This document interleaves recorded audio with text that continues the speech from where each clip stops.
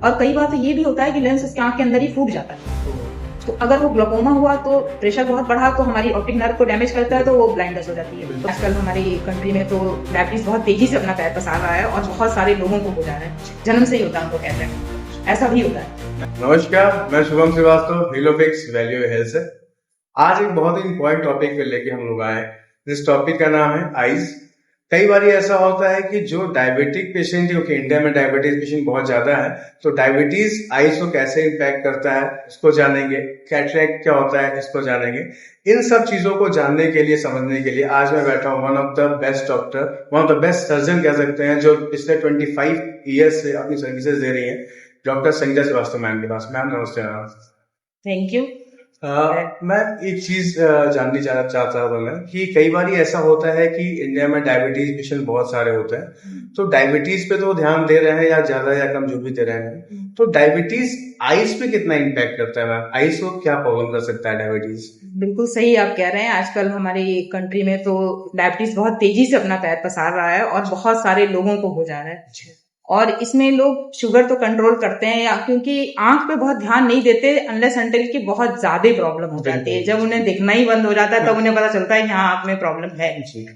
मैं तो बल्कि फिजिशियन से भी कहना चाहूंगी जो डायबिटिक पेशेंट्स को ट्रीट करते हैं कि उनका साल में एक बार जरूर पर्दे की जांच कराएं, फंडस एग्जामिनेशन कराएं। क्योंकि अगर थोड़ी बहुत प्रॉब्लम होती है पर्दे में तो पेशेंट को कोई साइन सिम्टम तो होता नहीं है, उसको कैसे पता चलेगा कि मेरी आंख में दिक्कत हो रही है? उसे जब तक पता चलता है तब तक बहुत लेट हो जाए। इसलिए ये स्क्रीनिंग बहुत जरूरी है, पर्दे की स्क्रीनिंग। जो भी पेशेंट डायबिटिक है पहले तो उसको अपना शुगर कंट्रोल रखना चाहिए, लेकिन अगर शुगर कंट्रोल भी है तो अपनी आंखों की स्क्रीनिंग बहुत जरूरी है। जब भी हम रेटिनोपैथी से बच पाएंगे। डायबिटीज की वजह से आंखों में रेटिनोपैथी होती है। और भी कुछ डिजीज है डायबिटीज की वजह से होती है, आइज को प्रॉब्लम करता है? मतलब बहुत कॉमन तो यही है, लेकिन डायबिटीज की वजह से लेटर ऑन कैटरैक्ट भी होता है, ग्लोकोमा भी होता है। डायबिटिक पेशेंट्स प्रोन होते हैं इन सब बीमारियों के लिए और ज्यादा, और साथ में अगर हाइपरटेंशन हो तो और भी ज्यादा हो सकता है। तो मैम एक्चुअली हम कैटरैक्ट की बात करें तो मैम पहला तो मुझे ये जानना है कैटरैक्ट होता क्या चीज है कैटरैक्ट? मैं आप लोगों को एक आंख के मॉडल से समझाना चाहूंगी। जैसे कि ये एक आई बॉल है जिसको ये कट किया गया है। ये हमारी काली वाली पुतली है, कॉर्निया जिसे कहते हैं। इसके पीछे यहाँ पे ये लेंस होता है, ये ऐसे। तो पहले तो हमारा लेंस ऐसे ट्रांसपेरेंट होता है जिससे लाइट यहाँ से जाती है और पर्दे पर पड़ती है और इसलिए हमें अच्छा दिखता है। लेकिन एज के संग ये ओपेक होने लगता है और इसकी ट्रांसपेरेंसी कम होने लगती है। तो जैसे जैसे ये ओपेक होता है पेशेंट को धुंधला धुंधला सा दिखने लगता है, और जब एकदम पक जाता है, मोतियाबिंद जिसे कहते हैं, तो ऐसा हो जाता है, ऐसा हो जाता है एकदम कैटरैक्ट, डेंस कैटरैक्ट इसको कहते हैं। और तब इसको निकाल करके हम लोग इसकी जगह पे दूसरा लेंस लगाते हैं। वो इस तरह का एक आर्टिफिशियल लेंस होता है जो उसी जगह पे निकाल करके उसको लगा देते हैं और फिर से पेशेंट को पहले जैसा दिखने लगता है। अच्छा, ओके। हाँ मैम, क्या कैटरैक्ट जो होता है वो सिर्फ एक डायबिटीज वजह होती है या और भी कुछ वजह होती है कैटरैक्ट होने के? नहीं, बहुत सारे इसके कारण है। सबसे मेन कारण तो एज फैक्टर है, और ज्यादा यूवी लाइट ने जो लोग ज्यादा रहते हैं उनको भी होने के चांसेस रहते हैं। एजिंग फैक्टर इसमें सबसे बड़ा इसको सेनाइल कैटरैक्ट कहते हैं। डायबिटीज की वजह से होगा तो डायबिटिक कैटरैक्ट कहेंगे। मतलब अलग अलग कारण होगा तो अलग अलग उसका नाम है। चाइल्डहुड में भी होता है, कॉन्जेनाइटल कैटरैक्ट भी होता है, छोटे बच्चों में जन्म से ही होता है उनको कैटरैक्ट, ऐसा भी होता है। मैम क्या वो छोटे बच्चों के लिए इलाज है मैम उसके लिए?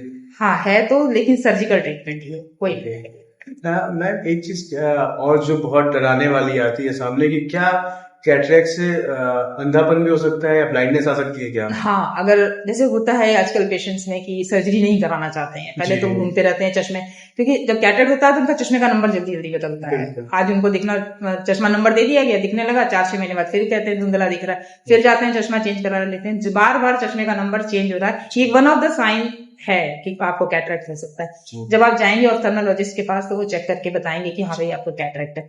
तो कैटरैक्ट अगर उसके बाद भी लोग ऑपरेशन नहीं कराना चाहते, जब डॉक्टर बताता है सर्जरी तो लोग नहीं, मेडिकल ट्रीटमेंट हो जाए। तो जब सर्जरी नहीं कराएंगे वो एकदम पक जाएगा बहुत ज्यादा, तो लेंस जब पूरा मैच्योर हो जाता है तो वो फूलने लगता है, तो वो एंगल्स को ब्लॉक कर देता है, उसकी वजह से उसको ग्लोकोमा होता है। अच्छा, पेन होने लगता है, तो वो लेंस इंड्यूस्ड ग्लोकोमा कहते हैं। वैसे ग्लोकोमा भी कई तरह का होता है, वो लेंस इंड्यूस्ड ग्लोकोमा है। वो दवा से नहीं ठीक होगा जब तक उस लेंस को निकाला नहीं जाएगा, वहां से एंगल फ्री नहीं होंगे। और कई बार तो ये भी होता है कि लेंस उसके आंख के अंदर ही फूट जाता है। तो अगर वो ग्लोकोमा हुआ तो प्रेशर बहुत बढ़ा तो हमारी ऑप्टिक नर्व को डैमेज करता है, तो वो ब्लाइंडनेस हो जाती है, तो परमानेंट ब्लाइंडनेस हो सकती है उसकी वजह से। एक बार नस सूख गई तो फिर गए। तो मैम क्या उसका कोई इलाज नहीं? अगर ऑप्टिक एट्रोफी हो गई तो कोई इलाज, उसको एब्सोल्यूट ग्लोकोमा कहते हैं। ये लेंस इंड्यूस्ड भी होता है। अगर मोतियाबिंद का ऑपरेशन नहीं कराया समय पे तो लेटर ऑन ये हो सकता है, तो कॉज ऑफ ब्लाइंडनेस है। दूसरा कि अगर पूरा इस तरह का पक गया एकदम और उसके बाद भी आपने नहीं कराया, वो कई बार फूट जाता है अंदर ही फूट जाता है, तो इन्फ्लेमेशन कॉज करेगा, उसमें भी ब्लाइंडनेस होगा। इसलिए समय पे ऑपरेशन बहुत जरूरी। मैं एक्चुअली मेरा नेक्स्ट क्वेश्चन यही था आपसे कि कई बार ये होता है कि किसी को पता चलता है कैटरैक्ट है, बट एक वर्ड आता है मैच्योर नहीं या पका नहीं है। बहुत सारे लोगों को गांव में घरों में सुनने मिलता है कि अभी पका नहीं है, भैया चल रहा है। तो मैम एग्जैक्ट टाइम क्या होता है कि हमें जाना चाहिए डॉक्टर के पास सर्जरी या ट्रीटमेंट के लिए? उसके लिए एग्जैक्ट टाइम नहीं है इसका कुछ, आपके पास रेंज है। आप ऐसा नहीं है कि बस अभी करा, लेकिन अगर कैटरेक्ट आपको पता चल गया, डॉक्टर ने आपको बता दिया, एज अर्ली एज पॉसिबल आपको ऑपरेशन करा देना चाहिए। क्योंकि आजकल जो फेको विधि से होता है जी, उसमें होता क्या है कि मशीन में एक प्रोब होता है जी, इसमें कोई चीर फाड़ नहीं होती है, कोई ब्लेड नहीं लगता है, बस उस प्रोब को जाने भर का एक हम गोल बनाते हैं, तो वो प्रोब ही उसको तोड़ करके और सक कर लेता है। तो जब स्टार्ट होता है कैटरेक्ट तो हमारा लेंस सॉफ्ट होता है, तो वो इजीली टूट के सक हो जाता है। लेकिन अगर आपने बहुत हार्ड कर ली, आप नहीं कराया क्योंकि अभी तो हमें दिख रहा है, अभी क्यों करा, तो बहुत लेट हो जाने से, एकदम ऐसा हो जाने से फिर कई बार ये होता है कि वो टूटता नहीं, तो उसमें हमें ज्यादा एनर्जी देनी पड़ती है। वो एनर्जी आपके आंख के अंदर दी जा रही है, तो आपके कॉर्निया को हेज करेगा, बाकी चीजों को डैमेज करेगा। तो इसलिए कैटरेक्ट का रिजल्ट अच्छा पाने के लिए एज अर्ली एज पॉसिबल, जब भी आपको पता चला कि आपको कैटरेक्ट है, उसको निकलवा दीजिए, क्योंकि उसको रखने से कोई फायदा नहीं। मैम इसमें दो क्वेश्चन मेरा और है कैटरेक्ट के साथ। पहला तो ये कि मैम बहुत सही जगह को देखा जाता है, बेसिकली जो गांव साइड से लोग बिलोंगनेस है या जो कम पढ़े लिखे या उधर ऐसा होता है कि कैटरेक्ट जब होता है उनको पता पड़ता है कैटरेक्ट है, तो कई बार किसी मेडिकल स्टोर या किसी डॉक्टर के पास चले जाते हैं और उनको कोई आई ड्रॉप मिल जाता है, वो कहते हैं कि इससे कैटरेक्ट अब आगे नहीं बढ़ गए, इतने पे रुकेगा। तो क्या ये सही है क्या? नहीं, ये बिल्कुल एक मिथ है जी। ये पेशेंट्स का एक मिथ है कि हम ये दवा डालते रहेंगे और चश्मे पे हमारा काम चलता रहेगा।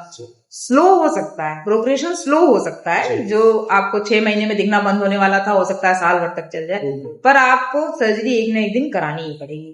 तो वो हमने कहा कि ज्यादा पकने का इंतजार ना करें, क्योंकि आजकल फेको विधि से जो हो रहा है उसमें जल्द से जल्द जी है।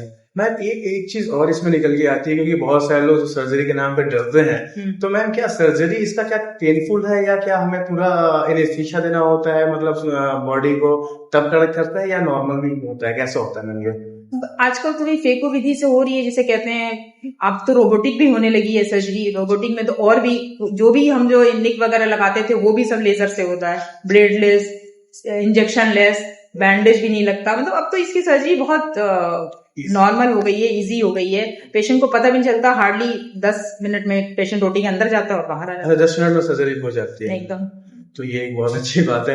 मैम एक चीज और इसमें निकल के आती है, कई बार लोग सोचते हैं कि क्या बहुत एक्सपेंसिव होने वाला है सर्जरी, तो मतलब सिर्फ एक्सपेंसिव है या हर बजट में मैम? नहीं, हर बजट में, इवन आयुष्मान से तो फ्री में भी होता है। जी, तो इसमें कोई नहीं है, ये तो सर्जरी का कोई कॉस्ट इसमें नहीं होता है, मेनली लेंस का कॉस्ट होता है। क्योंकि लेंस, वैरायटी ऑफ लेंसेज हैं जो हम डालते हैं, क्योंकि एक मोनोफोकल है जिसमें सिर्फ दूर का दिखता है, एक ऐसा होता है कि दूर और इंटरमीडिएट दिखता है, और एक होता है दूर, इंटरमीडिएट और नजदीक तीनों दिखता है। तो जितना आपकी मतलब रिक्वायरमेंट बढ़ती जाएगी, लेंस की कॉस्ट बढ़ती जाएगी। मैं एक चीज इसमें और जानना था, जैसे आपने बताया एक कैटरेक्ट जो एज के साथ होता है, एक कैटरेक्ट वो जो बच्चे से मतलब पैदा होने के साथ ही होता है। मैम क्या कोई पर्टिकुलर एज है कि इस एज में मैक्सिमम तो लोगों को होता है कैटरेक्ट, या जैसे 30s 40s में भी होता है, ऐसा क्या है? नहीं, वही एसोसिएटेड अगर कुछ प्रॉब्लम होगी, जैसे अगर डायबिटीज है तो उसको जल्दी हो जाएगा कैटरेक्ट। ट्रॉमा में होता है, वो तो किसी भी एज में हो। अगर ट्रॉमा, अगर ट्रॉमा का है कि अगर हल्का सा भी कुछ ऐसा लग गया आंख में, जो कि अगर तेज से सर हिल गया या लेंस हिल गया, उसमें बाद में कैटरेक्ट तुरंत नहीं होता है। जब चोट लगती है ना, पेशेंट को तुरंत नहीं समझ में आता है कि हाँ कुछ हुआ मुझे, लेकिन 2-4 महीने के बाद उसको ब्लर होने लगता है। तो उसको, क्योंकि लेंस में अगर थोड़ा सा भी शेक हो गया तो वो बाद में उसकी ट्रांसपेरेंसी लूज होने लगती है, मतलब कैटरेक्ट होने लगता है। फिर उसको तो किसी भी एज में हो सकता है। और वैसे मोस्ट कॉमन तो सेनाइल कैटरेक्ट जो 50-60 प्लस ही होता है। मैम क्या इसको बचाने का कोई तरीका भी है? जैसे मान लीजिए कोई स्वस्थ आदमी है, 20-30s में है और वो चाहता है कि कैटरेक्ट से बच सके, जैसे कि तरीके हैं क्या मैम? हाँ बिल्कुल, जैसे अगर पेशेंट डायबिटीज है तो उसको कंट्रोल रखे अपना डायबिटीज, नहीं होगा उसको जी यूवी लाइट से भी अपना प्रोटेक्शन रखें। कुछ डाइट्स ऐसी लें जिसमें एंटीऑक्सीडेंट्स हो, जो एजिंग फैक्टर को कम करें, तो इससे कैटरेक्ट में भी प्रिवेंशन रहेगा। कुछ ड्रग्स भी ऐसी होती हैं जैसे स्टेरॉइड्स वगैरह, अगर किसी वजह से आप खा रहे हैं तो उसमें भी कैटरेक्ट और ग्लोकोमा दोनों होने के चांसेस बढ़ जाते हैं। मतलब मैम यदि किसी को कैटरेक्ट है तो सर्जरी से वो इजीली रिजॉल्व किया जा सकता है? हाँ बिल्कुल बिल्कुल, और बहुत इजी सर्जरी है।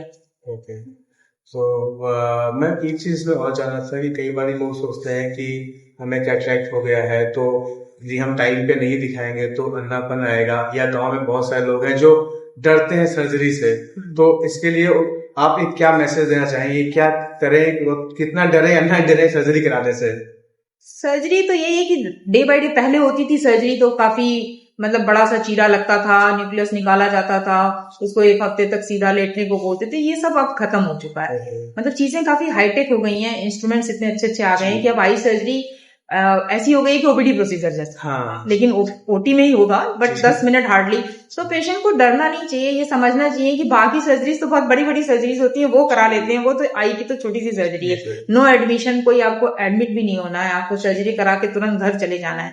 ये भी नहीं है कि भाई एडमिट कर दिया तो फिर घर का और ये सब हॉस्पिटल स्टे, ये सब का प्रॉब्लम होता है। कैटरेक्ट सर्जरी तो मुझे लगता है कि सभी सर्जरी में इजिएस्ट है। तो मतलब सर्जरी कराया फिर आप घर जा सकते हैं। सर्जरी हाँ तुरंत, और सर्जरी ही इसका ट्रीटमेंट है, ये पहले अपने दिमाग में उठाएं, क्योंकि बहुत सारे ये मिथ्स हैं और ये क्वैत वगैरह करते रहते हैं कि ये दवा डालिए और वो दवा डालिए, अपनी दवा बेचते रहते हैं। बट मैं ये मैसेज देना चाहूंगी पेशेंट्स को कि नहीं, कैटरेक्ट है तो सर्जरी ही उसका इलाज है, और मौसम का कोई फर्क नहीं।